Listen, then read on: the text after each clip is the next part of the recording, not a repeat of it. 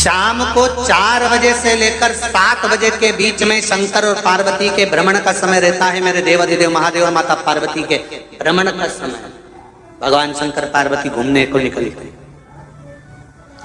इसलिए हमारा सनातन धर्म कहता है शाम के समय पर माताओं को झाड़ू नहीं लगाना चाहिए, शाम के समय पर माताओं को चूड़ी बिछिया नहीं बदलना चाहिए, शाम के समय पर माताओं को मांग में सिंदूरा नहीं भरना चाहिए, शाम के समय पर माताओं को बाल नहीं बांधना चाहिए, शाम के समय पर माताओं को चौखट पर नहीं बैठना चाहिए। उसका कारण क्या है? क्योंकि पार्वती जी ने भगवान भोलेनाथ जी से कहा था कि तुम मुझे रोज शाम के समय प्रदोष काल में भ्रमण के लिए लेकर जाते हो, मेरे लिए आज्ञा क्या है? शंकर भगवान ने कहा सुनो पार्वती, मंदिर के अंदर नंदी रहता है, जाने वाला यात्री जब मंदिर में मेरा दर्शन करने आता है तो नंदी के कानों में कहकर जाता है कि शिव जी को मेरे यहाँ लेकर आना।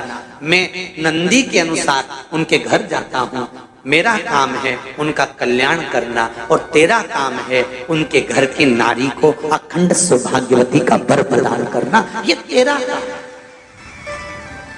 तब पार्वती माता ने कहा अखंड सौभाग्यवती होने का वर मैं तो दे दूंगी, पर उस समय पर माताएं चूड़ी बदल रही होगी, हाथ से चूड़ी निकाल रही होगी तो मैं वर कैसे दे सकती हूँ? मांग भर रही होगी तो मैं वर कैसे दे सकती हूँ? उस समय पर चूड़ी बिछिया बदला जा रहा होगा तो मैं वर कैसे दे सकती हूँ? उस समय पर झाड़ू लग रही होगी तो मैं लक्ष्मी को वहां कैसे भेज सकती हूँ? आप बताओ। तो शंकर भगवान ने कहा प्रदोष का समय एक ऐसा समय होता है, शाम का समय ऐसा होता है जिस समय पर केवल शंकर और पार्वती की आराधना का समय होता है।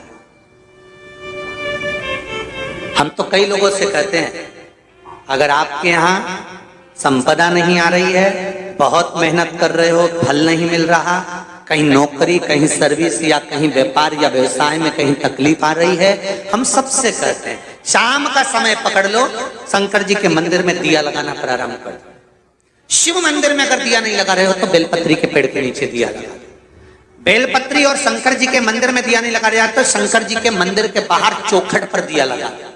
इतना भी नहीं कर सकते तो अपने घर के बाहर अपने द्वार पर दिया लगा दो, पर शंकर जी के नाम का श्री शिवाय नमस्तुभ्यम बोलकर शंकर भगवान को याद कर कर अपनी कामना कर कर बाबा का स्मरण कर कर पंचाक्षर मंत्र नमः शिवाय, षडाक्षर मंत्र ओम नमः शिवाय, द्वादशाक्षर मंत्र ओम नमो भगवते वासुदेवाय, जो मंत्र तुमको याद है उसका स्मरण कर कर लक्ष्मी हो चाहे नारायण हो चाहे राम हो चाहे कृष्ण हो स्मरण कर कर शाम के समय बाहर दिया लगा दो, दरवाजे के पास लगा दो। वो सुनेगा जरूर, आएगा तो उसका वेलकम जरूर होगा और वो कुछ देकर जरूर जाएगा। नियम तो बनाओ, उसकी चौखट पर जाकर कहना प्रारंभ।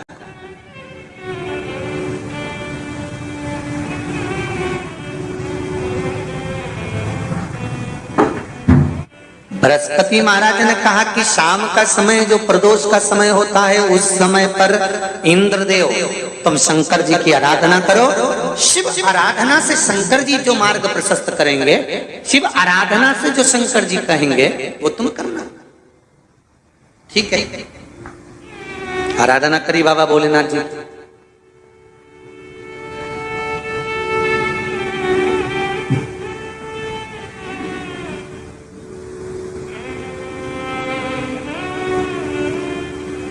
मालूम नहीं था इंद्रदेव को। बृहस्पति महाराज ने प्रदोष की महत्वता समझाई तो प्रदोष का समय जानकर शंकर जी पर 7 बेलपत्र प्रदोष के दिन इंद्र ने समर्पित कर दी बिना सोचे। कितनी बेलपत्र? 7। प्रदोष का व्रत करो चाहे ना करो, मंदिर में चढ़ी हुई बेलपत्र को उठा लो,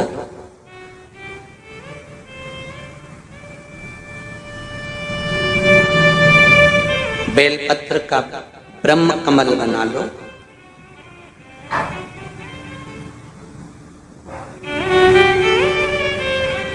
ब्रह्म कमल का मतलब होता है डंडी बीच में रहे, आसपास पत्तियां रहे। 7 पत्ती का ब्रह्म कमल बनाकर, जैसे ये पत्तियां हैं एक जैसी रखी हुई हैं तो इसको फैला लिया 7 पत्ती को, आपस में फैलाकर ब्रह्म कमल बना लें। प्रदोष का व्रत करें ना करें, जरूरी नहीं है कि वृक्ष से ही पत्ती लेकर आओगे तो ही शंकर जी को चढ़ाओगे।